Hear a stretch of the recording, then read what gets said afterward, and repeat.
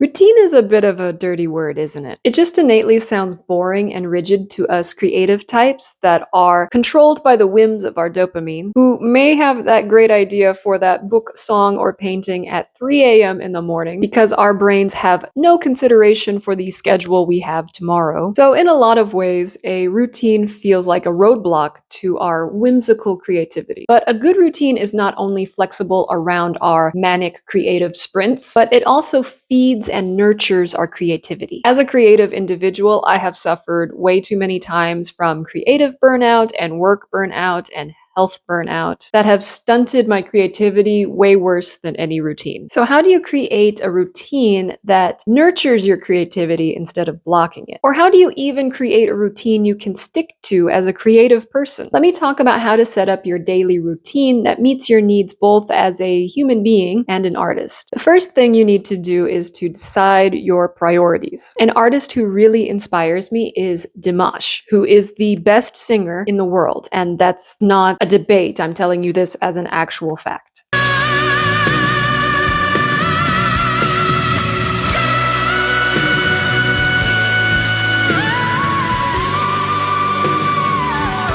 Now, it's true that he had the benefit of starting singing at a young age, and his parents are opera singers, but he also studies multiple languages because he does a lot of world tours, and he also even took up swimming because it increases your lung capacity. So even all of his outside activities away from his career are still focused on his creative gift and how he can improve that. And so whether you are a single focused artist or you are a jack of all trades, you need to think of your ultimate goal and build your priorities and activities around that. Now, that doesn't mean you fill up your entire schedule with those things, but it means that you put those activities first. So I want you to imagine your dream life. And I want you to make it as wild as humanly possible because that is the magic of free will. What is your dream schedule? What activities are you involved in? What are you famous for? When people interview you on your expertise, what kind of questions are they asking you? And what will you do with all your fabulous wealth now that you are a famous individual? I want you to think of your wildest, most fantastic dream life and write it all down. And in addition to analyzing your life goals, I would also recommend that you take a look at your personal values. I recommend trying the personal values assessment online. It really helps you define your priorities as an artist and as a person, and may help you structure your lifestyle around those values. So next we have to acknowledge our energy levels throughout the day. Now, a lot of artists are known for their night owl tendencies, but also maybe you just work strange hours that don't allow you to get up at 5 a.m. in the morning and go to the gym. My biggest problem with these create your morning routine tips from CEOs and time management gurus is that they tend to think that everyone has the same exact schedule that they do and that everyone just magically works office hours from Monday to Friday. But there are a lot of people that work swing shifts and irregular hours and other types of exhausting shifts that do a whole lot of numbers on your body and brain. Personally, I work evening shifts, and so I go to bed somewhere around 2 a.m. and then I wake up at around 8 or 9 a.m. And because I work evening shifts, my mind is not awake until 11 a.m. I'm not mentally capable of doing anything heavy mental lifting in the morning. So this is the time that I will schedule physical activities instead of mental activities. These are things like exercise, running errands, going to the doctor, cleaning my house, and anything else non-creative that I can do without using up mental resources. But I try to avoid scheduling anything like playing video games or watching YouTube or anything of that sort because I also know that if I start that, I'll never stop and I'll get so distracted that I won't do my tasks for the day. So I normally start my day off with exercising. It's usually dance practice, partly because I'm not awake to do anything mentally strenuous. Another in part because I've just been sleeping for 6 or 7 hours and all of my muscles are solid rock. And then I will make breakfast and clean the house. And this is just a great way to get my body moving and my brain mentally prepared for the day. And also cleaning is really important for for the creative process because having a clear and clean and organized environment helps you focus better on your creative work. And of course, exercise is the most important thing you can do for your body and your creativity because if you don't have your health, you don't have anything. I can speak from personal experience that it is really hard to write a book from a hospital bed. I have tried multiple times. Do you have to exercise in the morning? Not at all. In my previous job, I worked a morning shift, and so I joined a Krav Maga class twice a week in the evening time, finishing around 10 p.m. And it was perfect to go after work because after working, my mental and physical capacities were quite low, but exercising was really great after a full day of sitting in the office. And then on the days I didn't have Krav Maga, I would go to the gym next to my work because we had a discount, and I would just practice sprinting, and that's all I did. I didn't use the machines or anything like that. But the point is, you need to take a look at your mental energy throughout the day and schedule appropriate, and also look at your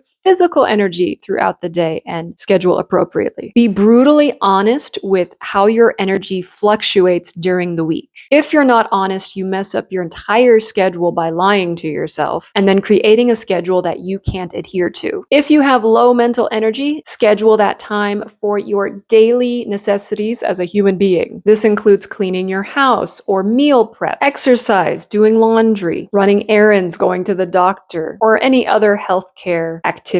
And then take notice of your time of high mental energy and schedule that time for your creative work. The third thing is to schedule activities that are both productive and replenishing. So think about what feeds your creativity, what inspires you to create, what gives you energy back into your soul. The times I've had the most problems with creativity is when I wasn't feeding my creativity. I was only trying to produce. It's just as important to ingest creative works as it is to create creative works. So the things that inspire me to write are video games and Asian dramas and old classical novels. And if I don't schedule in time to enjoy these things, my creativity completely runs dry. You cannot produce 24 hours a day. I know you want to, but you can't, and you shouldn't. Your creativity needs time to replenish. One of the most helpful articles I ever read was an article about how your subconscious creates even when you're not creating. You need to schedule in time to focus and actively mentally work on your creative projects. However, when you're not working on your creative projects, your subconscious is still connecting ideas, but it can't do that until you let go of the control and let your subconscious do that. This is why you will get ideas when you're in the shower or just about to fall asleep. You have relaxed your consciousness enough for your subconscious to take over and give you new ideas. So if you're constantly trying to produce and focus, you're not giving your brain that chance to connect ideas on its own. I know it's a little weird to kind of think of your brain and you as two different objects, and that's kind of a deeper topic, but once you let go of that control so much on your brain and let it work the way that it needs to work, your brain will start to connect ideas on its own when you have given it the fuel and space to do so. So schedule in a time of replenishing where your brain can relax and do what it's built to do. It can be a day of Sabbath, or it can just be 20 minutes in one day. It's up to you and whatever schedule you have. For example, since I usually work 6 days a week as a teacher and I finish work about 10 p.m. at night, I use that time between finishing work and bedtime to replenish my creativity. And this can be anything from reading books or playing video games, doing some extra dance practice because exercise is always good, or just daydreaming. Daydreaming is such an important part of the creative process, and I always recommend that creative people schedule in a time for daydreaming. And another thing I would like to point out is that community is a very important part of the creative process. I know it's really easy for artists to become isolated, but good artists are not isolated. Because if you think about it, that song you wrote is based on a person you were in love with. That book you're writing is inspired by a combination of storytellers that you have read throughout your life. And that painting or project that you're working on is probably inspired by one of your heroes or even by strangers that you saw on the street. So nothing you create is completely in isolation of other people. Other people are the inspirations behind what you create. Schedule in some social activities 2 or 3 times a month, especially around other artists that can inspire you and help you push your craft. Artistic souls are inspired by other artistic souls. Not only do you need other people's inspiration, but other people need your inspiration. So schedule some social activities and go spread some inspiration around. Now, the last thing you need to do is to actually create the routine. All right, so now that we have established our dream life and our priorities and our energy levels, we have decided on our productive activities and our replenishing activities, we need to find a way to put these all in our schedule. I have tried almost every time management route and schedule you can think of, and it's amazing how almost none of them work. All of these schedules are based on the idea that if you just put in a time in your calendar, you will suddenly just show up at that time and do that thing. As a creative person, I can tell you that doesn't happen for me. And this may just be anecdotal, but I haven't met any other creative people who can do it either. But I really wanted to create a routine. I really wanted to be as productive as possible, and I really wanted to be organized about it. And so this is the system that works best for me. Instead of creating a time schedule, I create a flow chart. And this is obnoxiously simple. Instead of putting what time I start something, I just put everything in an order. First thing, wake up. Second thing, get dressed. Third thing, exercise. Fourth, breakfast and cleaning. Fifth, reading and studying. And sixth,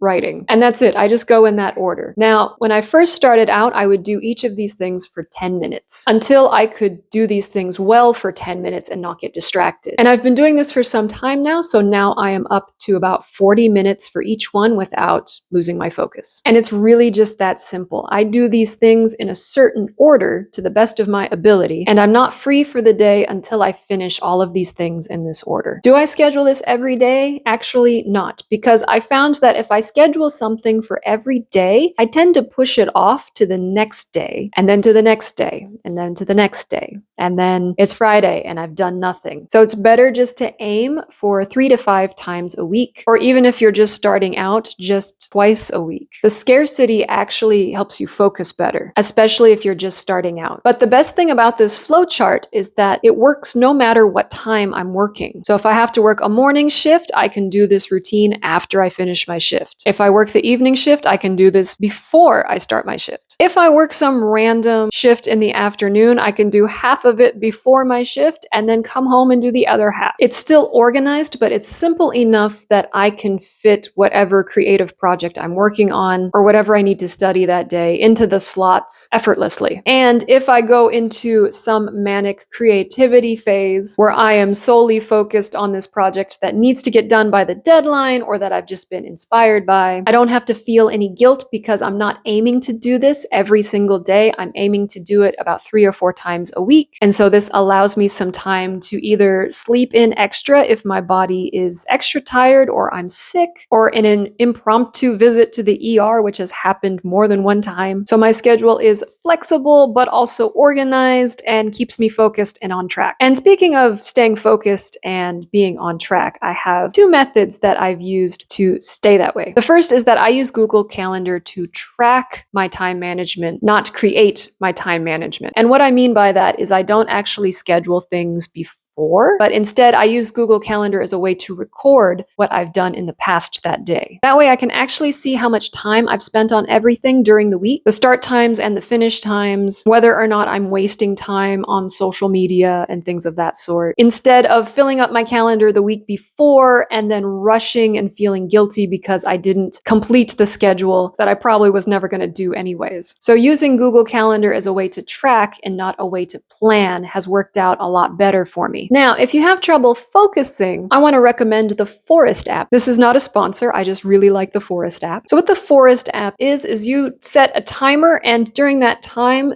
the app will plant a tree. Now, if you leave the app or you stop the timer, the tree dies. But if you complete a lot of focused time, then you have a forest full of trees and it just looks aesthetically adorable. So when I was first starting out trying to keep a focused schedule, this was a really handy app for me. Now, recently I have found this fantastic hourglass. It's a 30-minute hourglass. I bought it from a local bookstore called Aladdin. And actually, this keeps me on track much better than the Forest app now, maybe because it reminds me of Prince of Persia, and that makes me happy. I still use a paper planner called the Monster Study Planner. It's just this really adorable planner that you can get it on Amazon that has a weekly schedule, a monthly schedule, a place for your goals. It's made for students and has been really handy for me during my master's degree, but also has just been a really great place to keep my to-do list at a glance. I don't like virtual to-do lists. I don't know, they just don't help me. I forget that they're there. So a paper to-do list has been much more helpful for me. I guess that's 3 ways, not 2 ways. I lied. But those are just some suggestions. There are tons of apps out there. If you just use a notepad, that's totally fine. It doesn't need to be pretty. It doesn't need to be popular. It just needs to work. So let's do a quick summary, shall we? First, you need to think of your ultimate life goal and decide your priorities that come from that goal. Second, you need to take note of your mental and physical energy throughout the day and throughout the week, and then assign tasks to fit into those slots. Third, schedule in activities that both are productive and replenishing. And last, create a simple routine using whatever tools are best for you. If any of this was helpful, give it a like and subscribe. I would love to talk more about artist life and the creative process. So if anything in today's video sparks any questions, go ahead and put those below and I'll make a longer video about one of those things. If you have a routine now that works really well for you, let us know what tools you use so we can go try them ourselves. And please let me know your wildest artist fantasy in the comments. That is my favorite thing. That's it for this video. I will see you in the next video. Until then, keep being beautiful beasts. I will see you tigers later, and peace.